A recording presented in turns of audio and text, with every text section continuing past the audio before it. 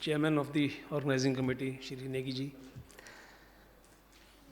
our moderator, Akhilesh ji, my fellow highly experienced and industry experienced and distinguished speakers at the dais, and learned participants from the industry. Ladies and gentlemen, a very good afternoon to you all. It's been a privilege to be a part of this program, for which I am thankful to the organizers. This opportunity is not only provides a chance to share one's experiences with the industry, but also is an opportunity to upgrade one's own knowledge through such effective interactive sessions. Having a sound integrity management program or system is a vital tool for the industry to effectively manage its assets, especially in today's context, and it is all the more important for our widely spread pipeline industry.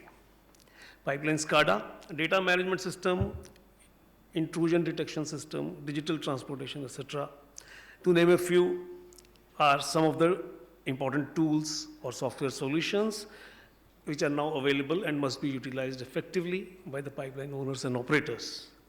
However, today I am here to share one of the other most vital aspects for ensuring the soundness, quality, and longevity of the asset.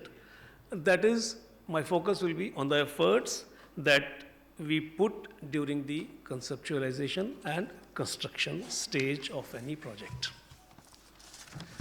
There's an old saying, as you reap, as you sow, या जैसा बीज बोएंगे वैसा ही फल पाएंगे. So if we ensure a good design, a sound design, and good quality of construction in the initial phase, the rest of the requirements would automatically fall in place. Sharing my experience from previous pipeline constructions, my construction career, it started somewhere in 1991 or 1992.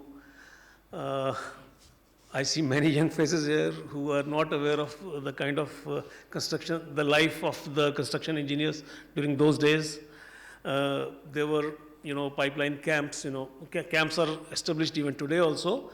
But during those days, I'll just share in 2 minutes, what kind of life we had. There would be an engineer who will, sound, morning alarms at 5:30, and everybody, will have to come out of the bed at 5:30, breakfast at 6:30.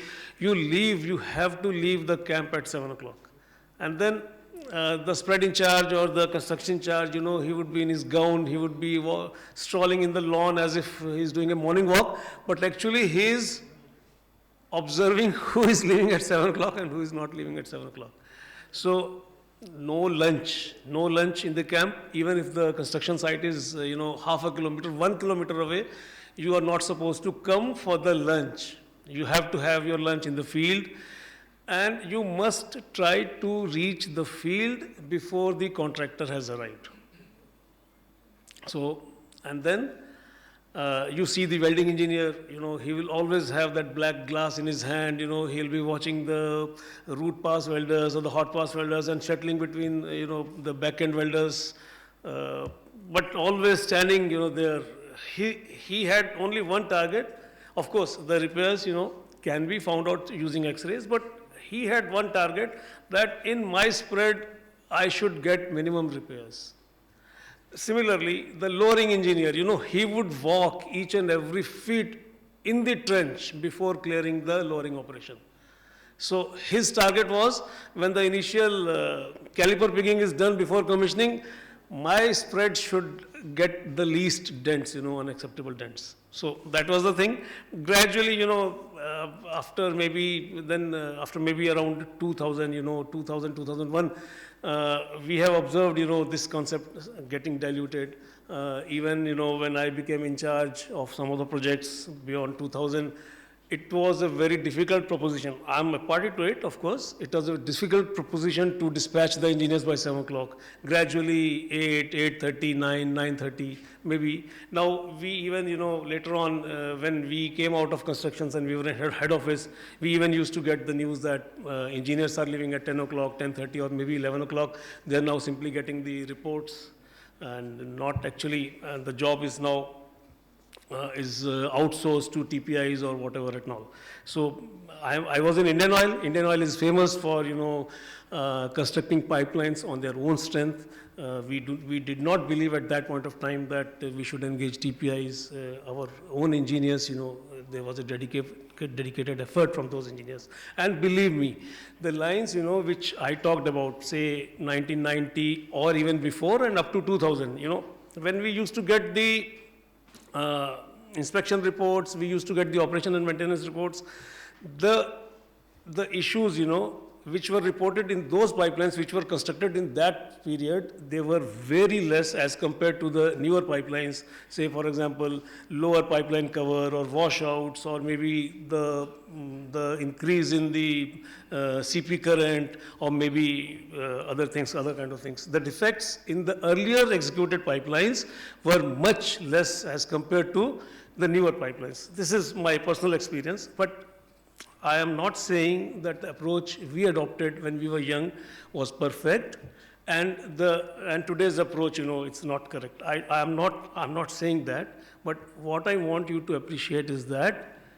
we must follow the SOPs of the construction, and there should be a focus. There should be a dedicated focus on quality aspects as well. So if we are able to take care of these two aspects, then definitely the asset that will come will be a robust asset. The other point which I discussed was about a sound design. Now, by sound design, yes, of course, my major experience has been in the field. And when you are in field, then the design aspect is not your prerogative. It is not your domain. It is the domain of, somebody in the design office, maybe, and usually those are head offices, where the design teams are located. Many a times, the construction engineers, the field engineers, they give their feedback to the design office based on their experience. And sometimes, these feedbacks, they are taken very positively. Sometimes, yes, you must have also seen the design office simply neglects that, saying that it's not your prerogative, and whatever we have done, it is a considered decision. So anyway, the life goes on. So I was in one of the projects, where we were constructing 15 crude oil tanks, large tanks, 80-meter diameter tanks. The project was big, so the job was divided into two packages, 8 tanks to one contractor and 7 tanks to another. It was a hybrid kind of construction, EPC and EPCM hybrid, where the design was to be done by the contractors, but the plates, the major supply was by the owner. So both the contractors, they had submitted their design. The design was approved by the head office, and then after that, progressively we started getting the good for construction or approved for construction drawings also at the site. Now, I had instructed my team that now we have 2 contractors doing a similar kind of job. So it's an opportunity. Let us compare, the design of these 2 contractors. I always say that engineer must be inquisitive. He must know why he is doing what he is doing. And believe me, I have come across many engineers, who have completed a project, and then you ask them why we have erected this facility, he will not have any answer. He will say, I have only, followed the drawings and I have only followed the contract. But yes, I am not aware of the function of this facility. Many engineers I have met. But then I always encourage the engineers that you be inquisitive. If you know why you are doing this, you will be able to perform better. So I had instructed my team that compare both the drawings, both the designs, and let's find out for our own, value addition, what kind of, innovations or what kind of differences each contractor is adopting. So definitely one was a PSU contractor, one was a private contractor. There were differences, but that's okay, fine. So as the construction proceeded, then we got the drawings of double-deck roof. That was crude oil tanks double-deck roof. First initial drawings came from the PSU contractor. So we have studied the drawing, and then the construction also started. There were 8 tanks, maybe they gradually started in one tank and the second tank. And maybe after about 15, 20 days, 40 days, the drawings of the second contractor were also submitted and they were approved. So immediately when the drawings came to us in a progressive manner, we started comparing the drawings. So here we found a major difference. Those of you who are aware of this double deck, in crude oil tanks. Actually, there's a lower deck which usually we construct using 6 plates, and then there are so many rings, then gusset plates, then trusses, rafters, and pontoon plates and all. So, which these kind of structurals are erected on the lower deck, and then it also serves as a platform for laying the upper deck, which is 5 generally 5 plate. And then the slopes and all, everything, slopes is also decided. These tanks, generally they have a slope to a center or maybe towards some intermediate radius where the rainwater, when it falls on the deck, it will flow towards the lowest portion and then it will be taken away through the roof drain. Now, what we found was the weight of the structures of the PSU contractor, what they had considered in their design was 32 tons in each tank, whereas the design of the second contractor, it had only the weight of 12 tons against 32 tons in a similar tank, which is being constructed by the other contractor. Now it is only 12 tons. So that sounded, alarming bells to us. So when we went into detail, we found that the gap between the rafters or between the plates or between the pontoons and all, it was very, very wide in this 12-ton drawings, and whereas those were very close. And then it was logical that when you are laying a 5 plate in such a large area, 80-meter dia tank, you need a support for that plate. And if the support is not proper, that you cannot, lay the plates properly. So first we talked to our site people, site in charge. I called him to my cabin and I told them that we are observing this and it will be very difficult that we construct this tank. He says, sir, don't worry. This is, after all, it is approved by your head office also. And who is a better designer than your people? So they must have seen something and they have approved, don't worry. Anyway, so, and these are approved for construction drawings. So then, anyway, they also started the construction. I talked to my head office. My head office will not listen to me. So they'll say, no, don't worry. I found that quality of the tank, the roof was getting deteriorated. So I again talked to my head office. So this time they said, okay, you give us some mail, some you give us in writing. So we gave in writing also. But then they called a meeting with that contractor, and then maybe after a few days, our head office replied that we called a meeting, and the contractor, they have officially they have said that the similar design they have followed in a tank in Singapore, and they use modular concept and other things. Whereas, the other PSU contractor, they are very conservative in design. So they have, that's why they have taken 32 tons and ours is 12 tons, which is very optimal design.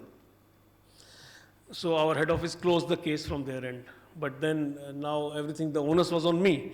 So I used to go to site and I used to inspect. We were not getting the quality. Then again, you have to raise some voices and all in the construction. Sometimes it happens.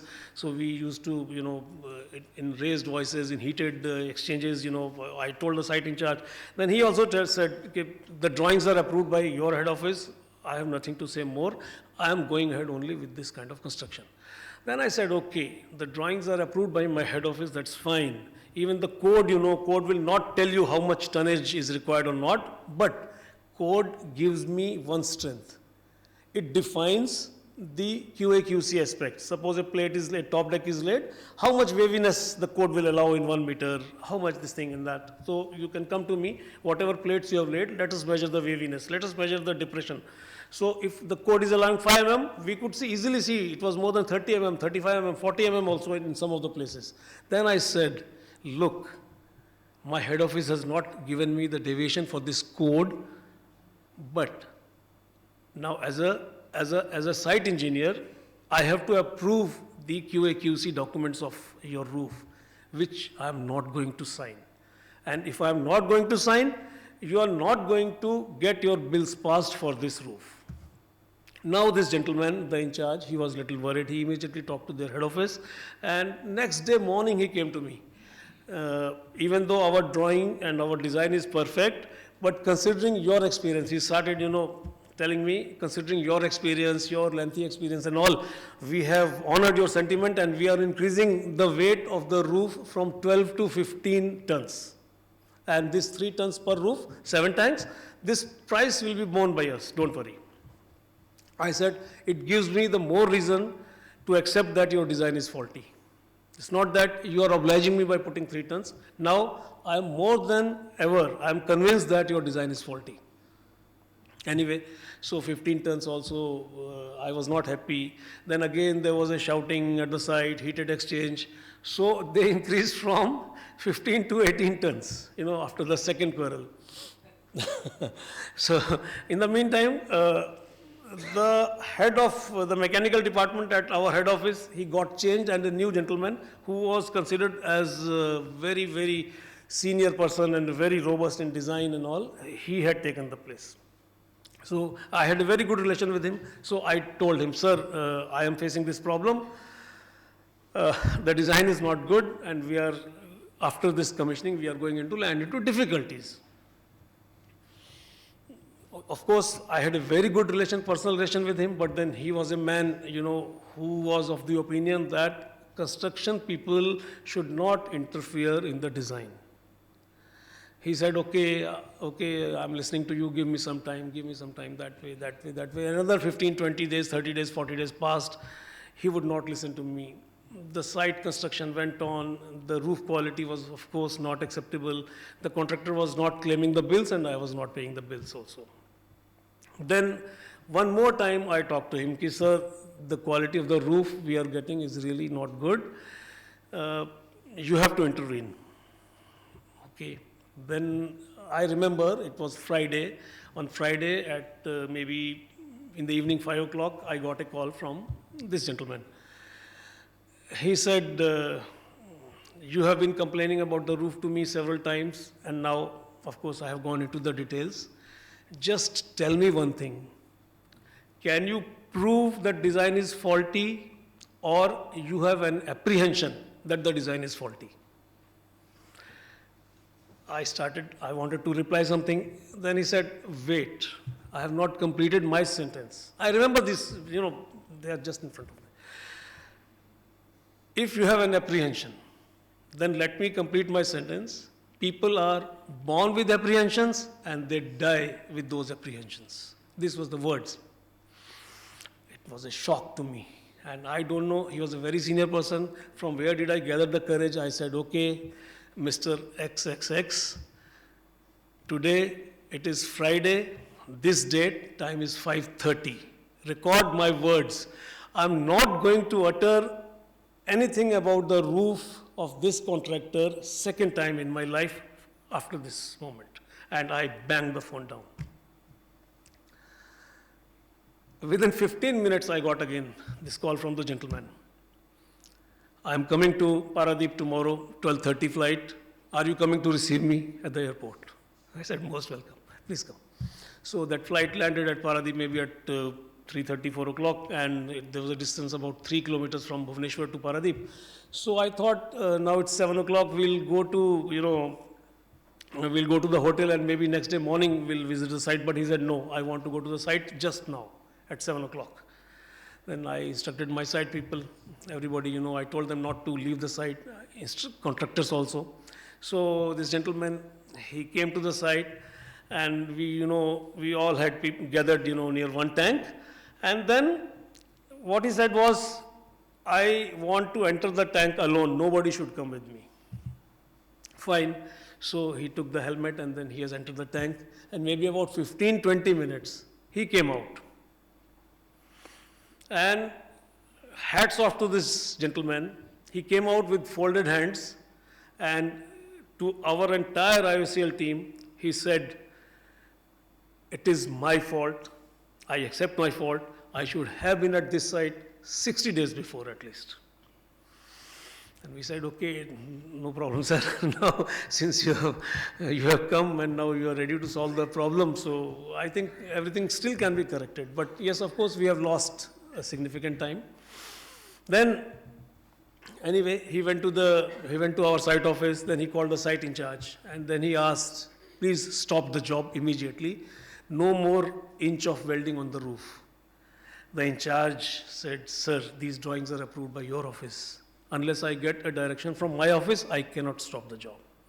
Anyway, so he went back Then there was another meeting. Then that contractor, their very senior people came to the Delhi office. Then the design, what happened at Delhi, I do not know. But then they changed the design, and you will not believe that 12 tons, it got increased to around 26 or 27 tons in each tank. So the earlier executed job, it was totally scrapped, and it was done. We lost some of the time, but then, of course, again, now those tanks, now they have completed about 18 years or maybe 17 years of operation, and now they are working perfectly. So integrity is automatically ensured. In the same project, when we progressed further, the same contractor, now we came to the painting stage. So painting, engineers, they are very dedicated. They are measuring, with alcometers, the thickness of the paint, everything, the surface, everything is they are measuring. And then suddenly this project has come into the purview of CTE, the technical arm of CAG, who will say that we want to carry out the inspection of these tanks. And the team arrived. We were confident that we are very much quality conscious, and CTE will not find anything. Our team was confident. So they wanted to measure the thickness of the paint also. Now, the other contractor, the POC contractor, by chance on that day, their alcometer was not working properly. So we got the alcometer from this other agency. And when they measured the thickness in the PSU tank, say 100 microns is required, the alcometer is giving a reading of 200 microns, maybe 190 microns. Wherever 150 is required, it is giving a reading of, say, 300 microns, 275 microns. The inspector was, he was actually anxious. Why a contractor will, instead of 100, he will put 200 microns of paints in such a huge area, 80-meter tanks, 8 tanks, 14-meter high tanks. But then our engineers, they were smart. They said, no, sir, this is a PSU party, and they do not want to take any chance, so that's why they apply more paint. The inspector was satisfied with this answer, but I was not.